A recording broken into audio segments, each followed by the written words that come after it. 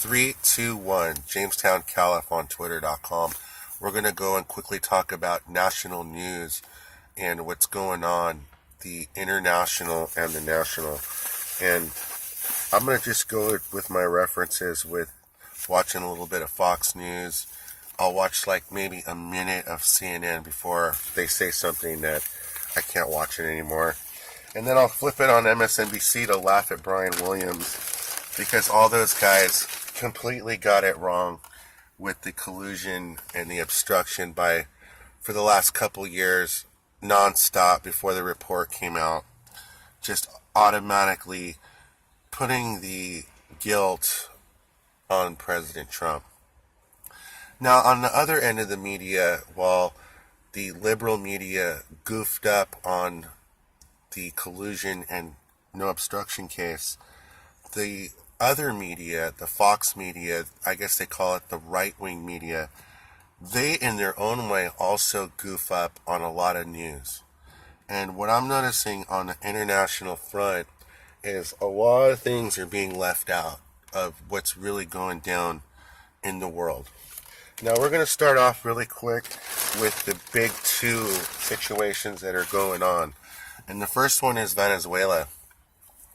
And Venezuela is a large country in South America where the government over there for the past several months has been destructive enough to their own people to where their own people now have a choice of where they want to go in that direction. And it's just the last week, the United States with our Secretary Pompeo and our President, a lot of people, they like to flex their muscle and say what they're going to do or what's the best thing to do. But what I'm noticing is we really don't have the clout or the pull that we pretend that we have and that Fox News pretends that we have. And that's a perfect example. And you'll see the allies of the regime of Venezuela.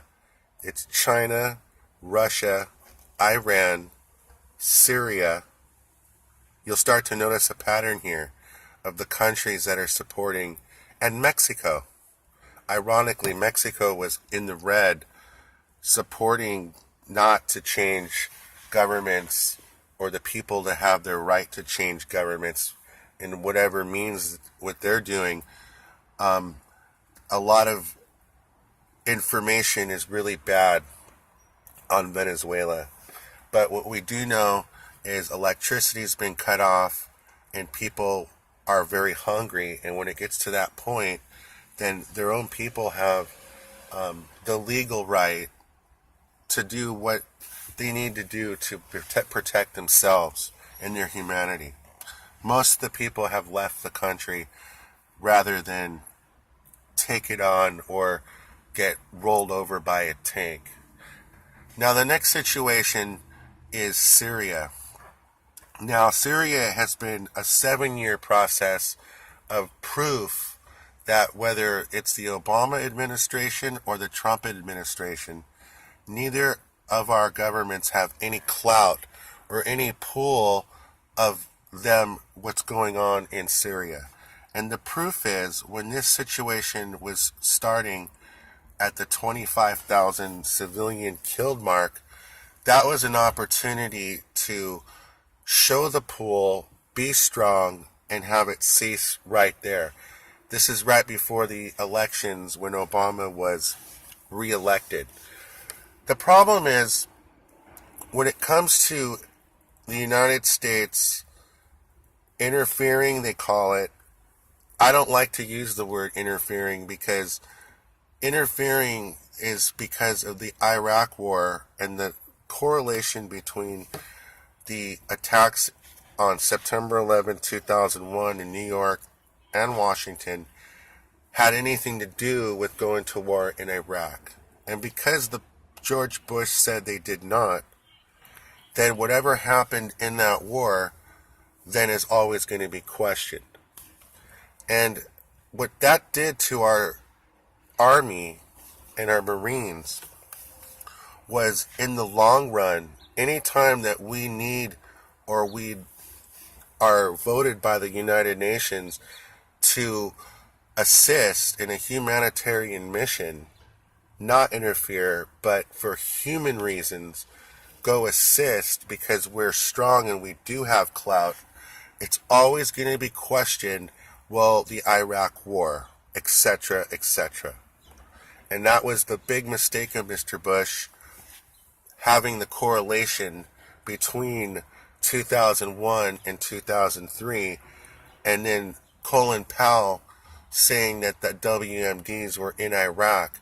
Now, Iraq did have WMDs, just they were not either found or they were not news notified, but most of those WMDs went to Syria and they've been used, in my opinion. Number one, we have absolutely no clout in Syria by what's occurred over there. And the war that we went up against in Syria was pretty much, when they say, beating around the bush. We pretty much went and fought the current government's enemies for them, rather than allowing their people to remove their own government for being overly destructive. Now, the reason I'm bringing up Syria now is there are currently new agreements that were signed by all the sides, including the current government, Turkey, the United Nations, the United States, and there is an agreement going on now that has been a breach of that contract just over the weekend. There's no longer a war against a civil war. There's no longer a war inside there, so they're continuing a war that doesn't exist, the current government, which ends up only killing civilians. Because most of the sides that they accuse of being against them, they're all under a contract that went from Turkey and the countries nearby, and that's a breach of what's been going on in Syria. Now, there's no news about Syria on any of the channels at all for the past 7 months. That's proof that our news media has no ability, no clout to come up with an idea or solution to have something like this cease. And there are things that there can be done, like international court. You take them to court. If they're not going to stop it, you take them to court, and then they'll be fined, and that's the only way to stop it in that situation. That way, the number stops, they pay it, and they either have to go by that number, or they're going to continue to do what they're doing, and then the actual legal right starts to come into play. See, a lot of people don't understand that the United States is a free country, and our history of going against tyranny against Great Britain, it was a process. It wasn't something that happened overnight. Declaration of Independence, the Revolutionary War. And I'm going to change the subject real quick now to Democrats who are criticizing our history, criticizing the way George Washington and Thomas Jefferson and Abraham Lincoln and the Civil War, all the way up till World War II, you just hear nothing but Democrats criticizing our history. So the solution to Democrats, now we're going to go into the 2020 elections, and this is where it comes really important. The Democrats have Joe Biden, who has absolutely no excitement in his campaign whatsoever. I've never heard a vice president run for office and not want the endorsement of the person who hired him as vice president. And in this case, Joe Biden has not asked Barack Obama for his endorsement. So that just shows you how pathetic and weak the Democrats are as a human party. And then they have Barry Sanders. I'm sorry. I'm going to change the subject real quick. Joe Biden right now is in the lead. And Sanders is criticizing Joe Biden for not being as moderate as he is. Now, Joe Biden at least is not as communist and idiotic as Sanders. So Bernie Sanders is now going up against Joe Biden. Now, this is where it gets really nasty and tricky when it comes to international news. If the Democrats win with either Biden or Sanders, or any of the Democrats, the international policy is we're going to become even with less clout, less pull. And what I mean is, China, who they are claiming is not our economic foe or our international foe, but actually are saying that they're our friends. Now, this is a communist regime that currently on the west side of their China country have concentration camps of non-Chinese, and they're doing it to religious people, Buddhists, Muslims, and non-going with the program Chinese, and they're doing it at an alarming rate. And in what I've read in reports, they have already killed about 1 million and have another 2 million incarcerated with these camps, what they would call camps that were similar to Germany in the World War II. And there is absolutely no press about it, no discussion about it, and it just shows you how pathetic and weak we are, because China is Iran's biggest funneler of their economy, and North Korea. And if Democrats become in charge, then China is just going to become more ruthless, and the press is going to become, they're not going to report the news just like they haven't reported the news in Syria. They continue to beat around the bush. Now, we're going to go to Fox News, who they're 80% newsworthy, but there's a 20% of its propaganda. And, I'm going to have to just not say one of these countries' names because I'm afraid of getting, people are criticized automatically, but there's something that's going on that the news is actually participating in. If you criticize a country, then all of a sudden you become a racist. And a lot of people criticize the United States, but then they don't know, well, doesn't make you a racist. The Fox News is doing exactly what MSNBC and CNN have done for the last 2 years. They're BSing us, those two entities, for the last 2 years before the Mueller report came in regarding obstruction and collusion of President Trump and the Russia collusion. 2 years of that. Now, Fox News did the same thing, and actually Brian Williams did the same thing 2001 during the attacks of 9/11. Right away, if you go and look at those videos and you read and hear what they're saying during the 2001 attacks, before the news got the information, they were already giving us who everybody was actually committing the crimes. And this is what Joe Biden doesn't understand. Joe Biden claims that the Obama administration was flawless and they didn't have any scandals. Well, aside from the Libya scandal, going after the accused of the 9/11 attacks, Osama bin Laden, he went after him in Pakistan in a SEAL team force, Clinton and Joe Biden witnessing the attack. He's killed versus taken alive and brought to trial like El Chapo.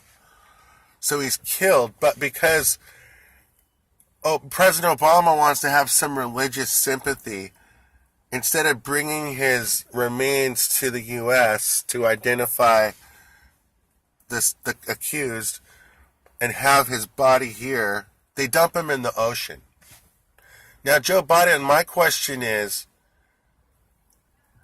Why wouldn't you bring Osama bin Laden to New York to face trial if you had the chance to, versus shooting him in the back and then dumping him in the ocean, or dumping a person that you said was Osama bin Laden? So the news got that all wrong when President Obama takes the credit for being the man who took out Osama bin Laden. I'm not sure if he got any of that $25 or $50 million for doing that. But I could tell you, before that occurred, under the Obama administration, the economy was at its worst 2.5 years in. And the economy under Obama for the first 4 years was just absolutely horrendous. And in my opinion, the reason why President Obama kept the economy as pathetic, atrocious, and hideous as it was, all the way up till 2015,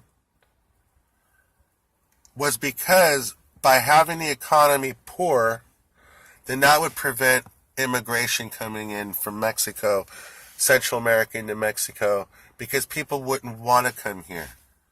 So it's not being racist, but it's being indirectly prejudiced.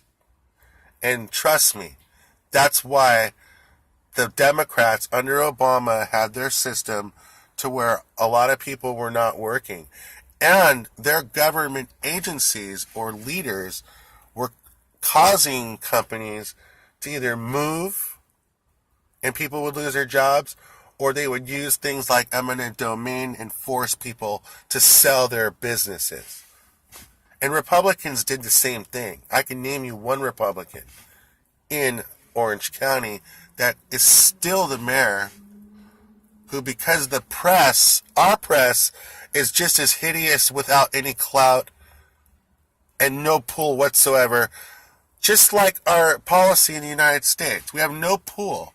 We want to sit there and say, oh yeah, we're tough, we're strong. And you know what? I have changed my views since 2006 and 2008, where I was very critical on George Bush and critical on our history for about 10 years, 20 years. And I was not to the point where, hey, you know what? We need to go change from capitalism to socialism, like the Democrats are proposing. And this is a big thing because under Donald Trump, the economy has grown, has gotten better. However, when President Obama in 2015, the economy was growing when gasoline went down to $2. Then we all started working, hustling, making more money. Within 6 months, we got out of it. And that's all it takes, is lowering the gasoline and lowering some of these bills, like housing.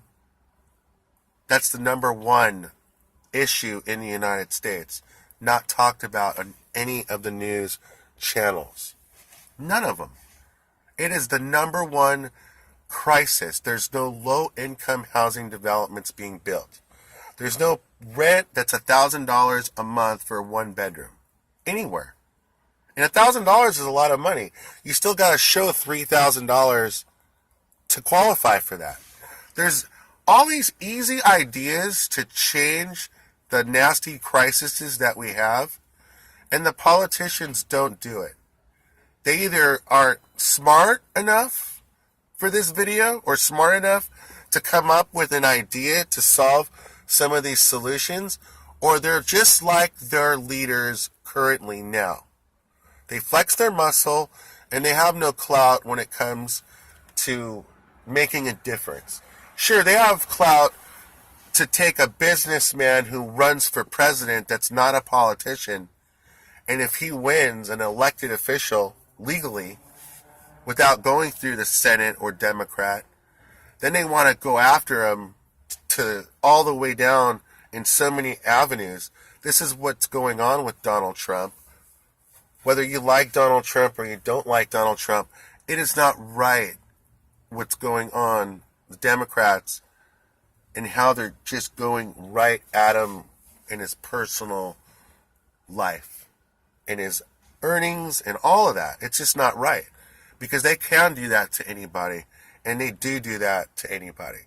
If you're not one of their potsies, then that's what they can do. And it's just a sickening state of the union that we're in. And the alternative of Donald Trump, Bernie Sanders, or Joe Biden, I'm not very excited about the Biden campaign. To reverse the Iran deal, to reverse all those deals. We just don't have any pull as it is. The worst we can do is have not just no pull, but just allow what's going on down there in our southern border, to where there's just 400,000 people are being apprehended and only 1 out of 10 people are getting caught. And that's in 4 months. And they're trying to explain to us that 1 million people are going to immigrate this year. That number is not correct, because that math is just not correct. It's 4 times 4. It's more like 15 or 16 would be the number, and that's just in 1 year. And we're not sure. They're not saying one word about Cuban refugees that are coming in through Mexico. They're not saying if they're correlated with them leaving Venezuela, first serving in their army and doing brutality to another people, and then now changing their mind and leaving, thinking they're going to get dual citizenship, or it's part of their master plan to now come and spy on us. It's just an absolute absurdity of what's going on. Cuba is proof that we have no pull in our hemisphere or in the world. The fact that President Obama opens the door to a Cuban nation to do business versus having them have free elections, I mean, that's what Joe Biden is running for. That's his future. And I just don't think the United States, American people, want this or need this. And the two-party system have failed us. And I want to say real quick, wrap this up. We're at 22 minutes and 33 seconds. Twitter.com, Jamestown, California on YouTube. And real quick, the State of the Union is a lot more serious than the news media is giving us the information. They've been distracting us and brainwashing us by keeping us all looking at propaganda versus what's going up in the skies and what's going on with things like NASA and things like black projects.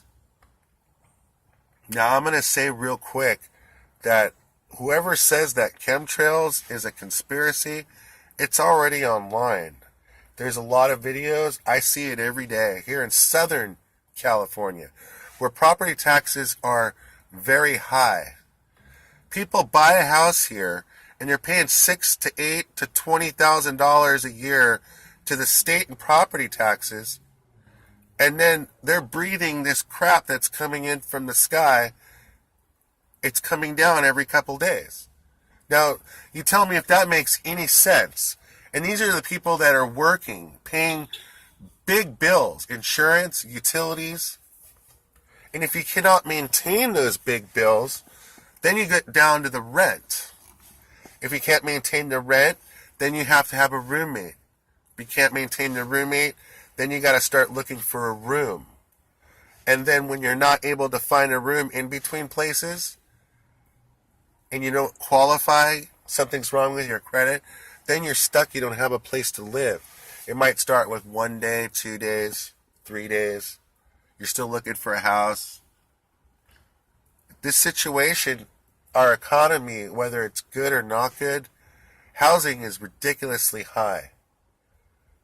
And I am trying to find the logic to all of this. What is the reason for spraying the skies with chemicals? Now, our life expectancy used to be 77, now 75, 72. Now it's at 65 years old. You tell me that that's something that's correct, When we have more medicine and more tools and more technology, we should be living up to 100 and having better diets and exercise, living outdoors in a cleaner environment. Yeah, that we do need to have a cleaner environment. But the $93 trillion red deal is not the answer, Democrats. All you're doing is a situation that's going on, you're exposing it, enhancing it to your own benefit, and then you're taxing it to the point where someone has to finance it, and then we no longer exist.